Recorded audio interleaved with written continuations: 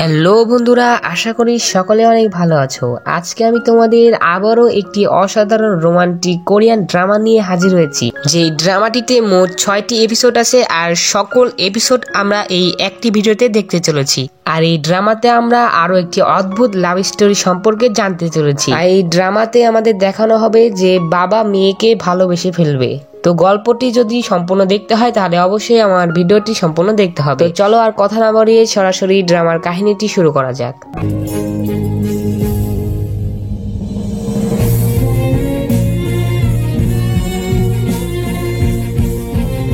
ড্রামার শুরুতেই আমরা আয়ান নামের একজন মেয়েকে দেখতে পাই, যে কিনা তার ছোট্ট বোনের সাথে একটি ছোট্ট অ্যাপার্টমেন্টে থাকতো।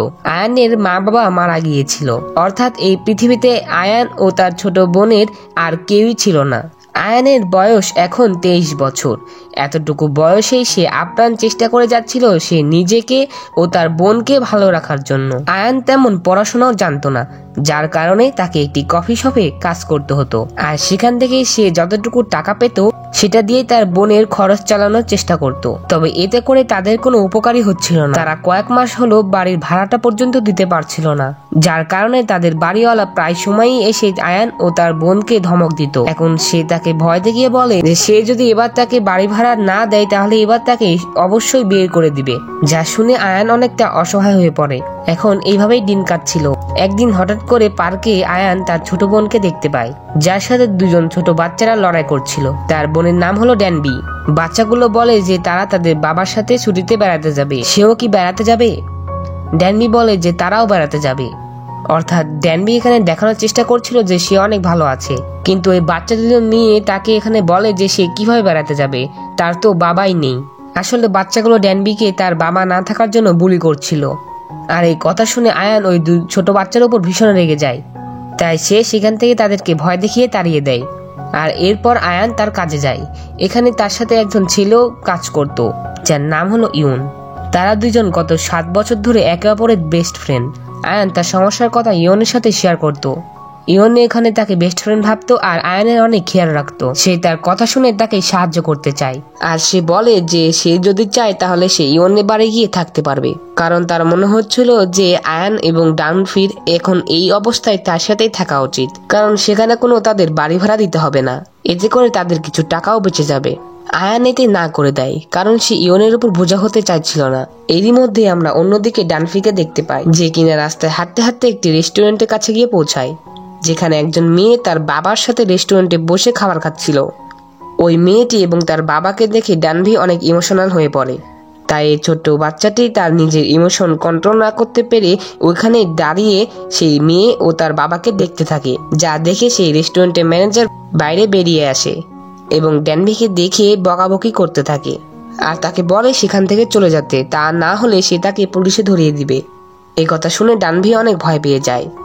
এরই মধ্যে সেখানে আমরা একজন ছেলেকে দেখতে পাই, যে কিনা ম্যানেজারকে ডানভির সাথে এরকম আচরণ করতে দেখতে পাই এবং সে তাদের কাছে চলে আসে। তার নাম ছিল সুন। তাকে দেখতে অনেক ধনী লাগছিল।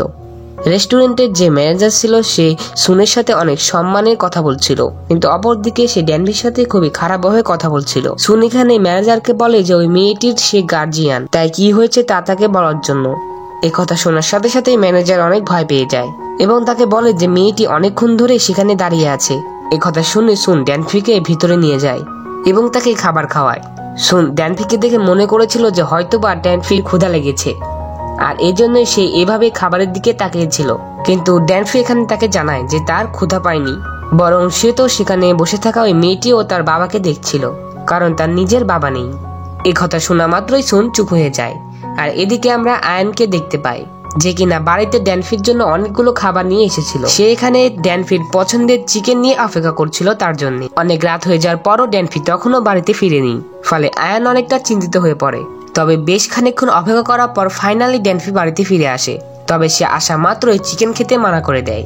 এটা দেখে আয়ান অনেক অবাক হয়ে যায়। সে কিভাবে চিকেন খাওয়াকে না করছে, কারণ সেইটা তার ফেভারিট ছিল।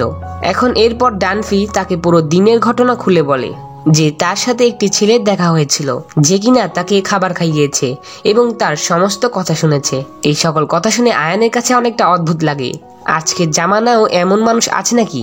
এখন তার মনে হয় কেউ কারোর জন্য অপরিচিত হয়েও কেন এত কিছু করবে। তবে সে বিষয়টিকে তেমন একটা পাত্তাও দেয় না এবং নিজের কাছে মন দিয়ে দেয়।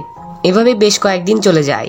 হঠাৎই একদিন সুন আয়ানের ঠিকানা নিয়ে আয়ানের ওয়ার্ক প্লেসে আসে, যা দেখে আয়ানও অবাক হয়ে যায়। সুন এখানে আয়ানকে জানায় যে সে তার ও তার বোনের সমস্ত দায়িত্ব নিতে চায়। সুন আয়ানকে একটি এগ্রিমেন্টও দেয়। এগ্রিমেন্ট অনুযায়ী তারা সুনের মেয়ে হিসেবে অভিনয় করবে, অর্থাৎ সুন তাদের বাবার অভিনয় করবে। সে মূলত তাদেরকে দত্তক নেওয়ার চিন্তা করছিল, কেননা আয়ান এবং তার বোন অনেক কষ্টে দিন কাটাচ্ছিল। ব্যাপারটা সে বুঝতে পেরেছিল। সে সাথে তার নিজস্ব কিছু সমস্যা ছিল। এরপর সে আয়ানকে কিছু সময় দেয় চিন্তা করার জন্য। ওই রাতে আয়ান ইয়নের সাথে কথা বলে। ইয়ন বলে যে হঠাৎ করে এই আবার কোন লোক তাদের জীবনে চলে আসলো, যে কিনা তাদের সাহায্য করতে চায় কোনো স্বার্থ ছাড়াই। এখন ইয়নের লোকটির কথা একদমই বিশ্বাস হচ্ছিল না, আর ইয়ন তাকে বলে যে তাকে না করে দিতে, কারণ কন্ট্রাক্টে লেখা ছিল যে আয়ান ও ড্যানফিকে সুনের সাথে তাদের বাড়িতে থাকতে হবে। আর এই জন্য ইয়ন অনেক টেনশনে পড়ে যায়, কারণ তার আয়ান ও তার বোনের জন্য অনেক চিন্তা হচ্ছিল। আয়ান বলে যে তাকে এই ডিলটি অ্যাকসেপ্ট করতেই হবে, যাতে করে তার থাকার জায়গার অভাব হয় না এবং তার বোনের খরচপাতিও চালাতে পারে। এখন আমরা কিছুদিন পরের দৃশ্য দেখতে পাই, যেখানে আয়ান ও তার বোন সুনের বাড়িতে তাদের সকল জিনিসপত্র নিয়ে চলে এসেছিল। আর এখানে আমরা জানতে পারি যে সুনের বয়স মাত্র 28 বছর। সে একটি বড় কোম্পানি সিইও। তার বাড়িটিও অনেক বেশি বড় ছিল। এখানে সে শুধুমাত্র একলাই থাকতো। তবে এখন আয়ানরাও চলে আসায় তারা 3 জন এখানে থাকতে শুরু করেছে। এখন এর পরের দিন আয়ান ইয়নকে মেসেজ করে জানায় যে তারা সুনের বাড়িতে চলে এসেছে। এটা শুনে ইয়নের প্রচন্ড রাগ হয়। ইয়ন আয়ানকে বলে যে সে এটা কিভাবে করতে পারে, তবে আয়ান তাকে কিছুই বলে না, কেননা এটা তার নিজস্ব ডিসিশন ছিল। সে এটা ভেবে অনেক খুশি ছিল যে ড্যানফি অন্তত একটি বাবা পেয়েছে।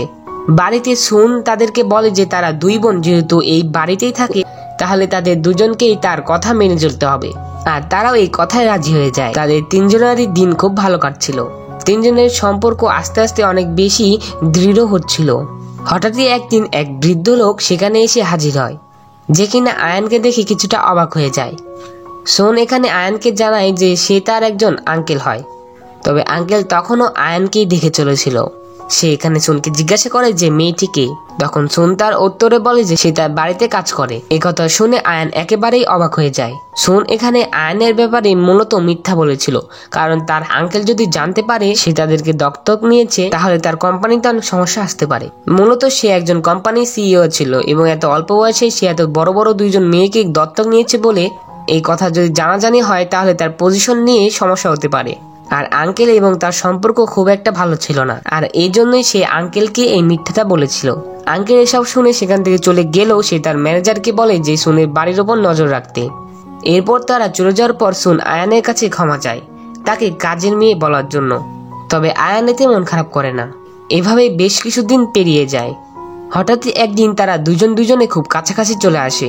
তাদের দুজনের সম্পর্ক আর বাবা মেয়ের মতো ছিল না, বন্ধুর মতো হয়ে গিয়েছিল। তারা দুজনের সাথে নিজেদের মনের কথাও শেয়ার করত। এমনকি সুন ড্যানফির জন্য আয়ানকে দত্তক নিলেও সে দিন দিন আয়ানের প্রতি আরো বেশি দুর্বল হয়ে পড়ছিল।